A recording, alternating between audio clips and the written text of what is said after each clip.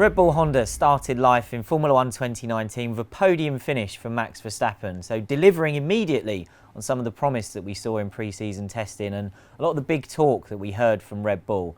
Now, fresh or maybe not fresh from Australia, I've got Ed Straw and Scott Mitchell with me to talk about how the first race weekend for Red Bull Honda went and what we really learned about how much potential this package might have. And I think the place to begin really is maybe a comment from Toto Wolff, where he said that Red Bull Honda, Mercedes are going to need to take them seriously as a threat, potentially, as this season rolls on.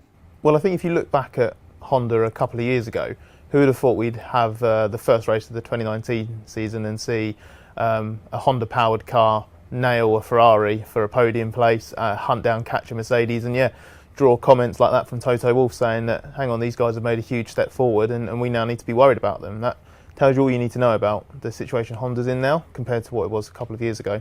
To me, it's not a massive surprise because the way Honda made its progress in 2018 got the impression that they had got to the point where they were on a par with Renault, and we saw how potent the Red Bull was with Renault power. I think people do tend to sort of gloss over the Red Bull Renault alliance and don't really give Renault the credit it deserved for where it got to at the end.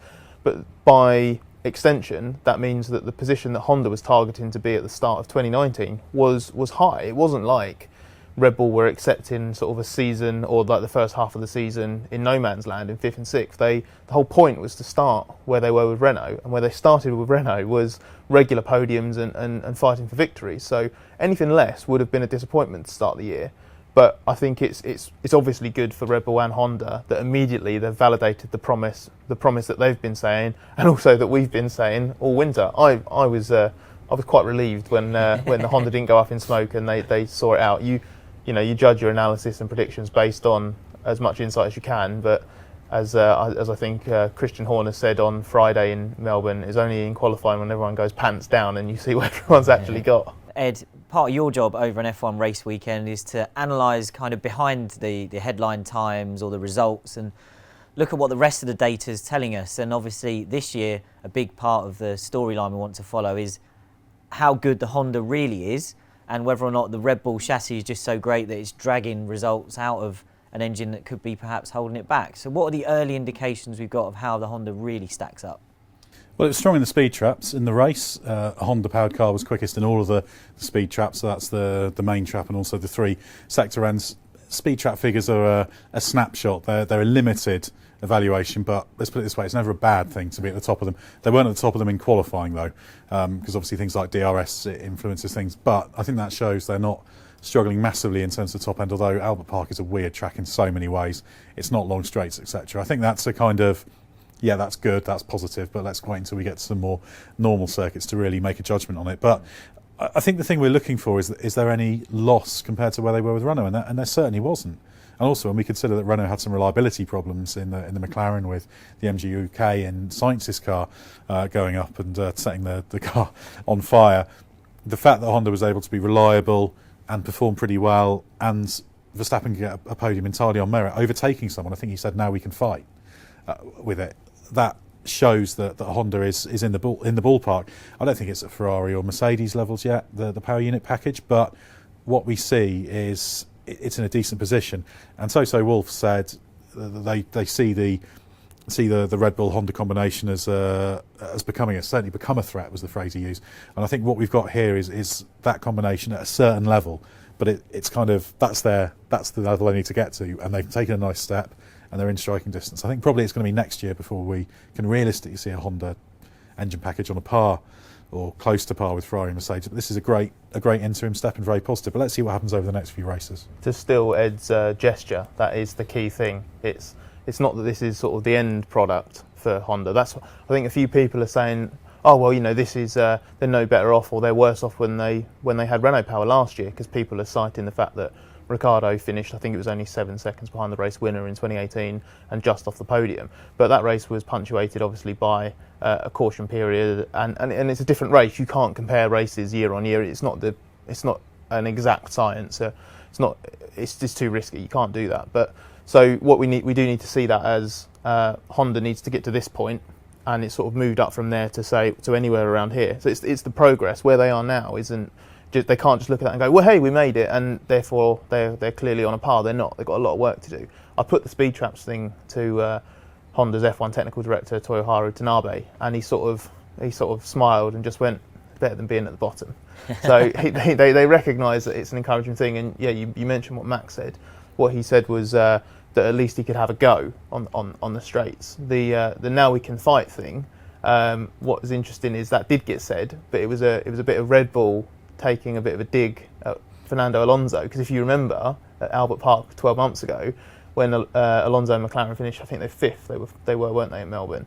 And he said, "Oh, now we can fight." It was a dig at the fact that they'd switched to the Renault engine, and now everything was brilliant. So 12 months later, because if you that's the second time that someone at Red Bull has taken a dig at that comment. Because if you remember in Bahrain last year, Gasly finished fourth, and I think it was on his cool down lap, yeah. And he just said to the guys, "Now we can fight." And he mentioned afterwards that he wasn't trying to like cause anything with Fernando, but it was a little joke for the guys and girls at Honda and all the work they'd put in, and now we've seen that again this year. So you can just see the excitement, positivity, but there is also that recognition that there's quite a lot of work to do for them to be properly on a par with Mercedes or Ferrari. Well, that's the key point here, isn't it? And I think one of the things Red Bull found so frustrating about Renault is that they didn't feel that rate of progress was great enough. But ultimately, Scott, the way we're going to judge Honda's season is on the progress from this point, isn't it? So how are Honda kind of predicting or mapping out their journey for progress through the year? I think the one thing I learned more than anything about going to Honda last year, I had regular conversations with Tanabe and the Honda people. I wasn't so naive to go into them after the race at Melbourne and said, right, so what happens now? Because I know that I get shut down if I ask that question. The big thing they learned from the McLaren days was not set targets and expectation, because it was that very way of going about their business that ultimately tripped them up. But the one thing I think the thing that they can be encouraged by massively at Red Bull is the thing that they were really bad at with McLaren was meeting their targets. And so far, last year when they were winning over Red Bull through Toro Rosso, the stuff that they promised over the winter and what they've done is they've hit every target, supposedly. Obviously, we don't see the data, you take them at their word, but they've hit the target so far. And now the priority has to be to make performance and reliability gains hand in hand. Honda always talk about a balance between the two. And I'm not saying that other engine manufacturers are willing to let things blow up if they think they're going to get a performance increase, but Honda I think a natural caution has been injected at Honda after all of that McLaren strife, put it that way. So I think what will happen now is what they're going to work through. I think reliability is the main thing for them, because that is still the bit with the biggest question mark. We now know, based on the fact that they were ahead of, or they were in the mix they split the Ferraris, didn't they? The Max Verstappen and Red Bull split the Ferraris in qualifying, and we know that Ferrari's car wasn't on point in Melbourne, but that's a good indicator. It's that gap to Mercedes that will be worrying them. So there is still performance to find, but we saw positivity on the qualifying side. We also saw positivity in the race. We saw them overtake a Ferrari and catch a Mercedes. If that Honda's nowhere, that Red Bull's not that good. And when I say not that good, I mean isn't a second quicker than the Ferrari and the Merc. So we know that the Honda is in the ballpark performance-wise. Reliability, we don't know. They kept changing engines last year. We never saw them do 6 or 7 full weekends and be able to sort of get through it penalty-free. I suspect the first reliability, the first upgrade for this season, the first target will be, right, what can we introduce to this engine to make it more bulletproof? And then I think from there, they will still make a performance step with that, I'm sure. But I think the biggest question to answer now is how reliable can we make this engine? Because they will need to go to Monaco and win. That, without a shadow of a doubt. And that'll be, I don't know if an upgrade will come there, but I'm fairly confident they'll have a new engine around that time just to make sure they're clear on the reliability front. Now, Ed, let's just have one last mention of that Toto Wolff comment that you quoted him directly. When he's talking about the combination being a threat, is that, in your eyes, is that a real acknowledgement of what Honda's doing, or an acknowledgement of just how strong a Red Bull chassis is always going to be? Well, I think they know the Red Bull chassis will always be strong. I mean, they did have the problem at the start of 17 with the new rules, and they went in the wrong direction with their downforce versus drag, etc. There's a wind tunnel problem. Exactly, yeah, and they had to make some modifications there and approach the way they were doing things. But we know the Red Bull chassis is going to be good. I think so that's sort of taken as a given. What they're seeing with Honda is, again, that thing we were talking about, is that trajectory. Because Mercedes and Ferrari, they're kind of reaching for ever high-hanging fruit, as it were, in terms of what they're doing. Now, Honda's had all the low-hanging fruit. They're in like the middle areas trying to get middle-hanging fruit. You don't middle hear that very hanging often, fruit, do you? exactly. Yeah. So by definition, the kind of further along you are in terms of extracting the potential, the maximum potential, the more the kind of curve levels off for the progress. Now, Mercedes and Ferrari are still finding gains, but Honda should be finding gains that little bit quicker. So I think it's a combination of the two.